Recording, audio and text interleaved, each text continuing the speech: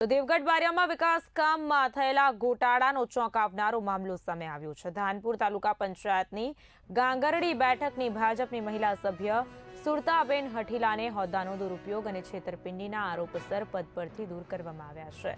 માહિતી મુજબ સરકારી ગ્રાન્ટ મેળવવા માટે જૂના હવાડાના ફોટામાં એડિટિંગ કરી તેમાં બોર મોટર દર્શાવવાનું કૌભાંડ સામે આવ્યું હતું।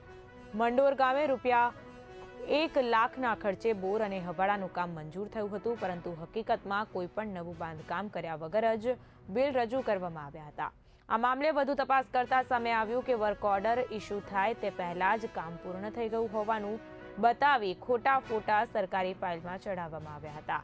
ટેકનોલોજીનો દુરુપયોગ કરી અધિકારીઓને ભ્રમિત કરવાનો પ્રયાસ કરવામાં આવ્યો હતો। સાથે જ અધિકારીઓ દ્વારા સ્થળ પર તપાસ કરવામાં આવતા ન તો નવું બોરવેલ જોવા મળ્યું અને ન તો હવાડાનું કોઈ કામ થયું હોવાનું જોવા મળ્યું હતું, જેના કારણે સમગ્ર ગોટાળો બહાર આવ્યો હતો અને આ સમગ્ર પ્રકરણમાં જિલ્લા વિકાસ અધિકારી સ્મિત લોઢા દ્વારા પંચાયત અધિનિયમની સંલગ્ન કલમો હેઠળ કડક કાર્યવાહી કરવામાં આવી હતી, જેમાં મહિલા સભ્યનું પદ રદ કરવામાં આવ્યું છે।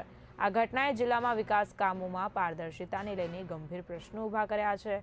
નિષ્ણાતોનું માનવું છે કે જો આવા કામોની વ્યાપક અને તટસ્થ તપાસ કરવામાં આવે તો વધુ મોટા ગોટાળા બહાર આવી શકે તેમ છે।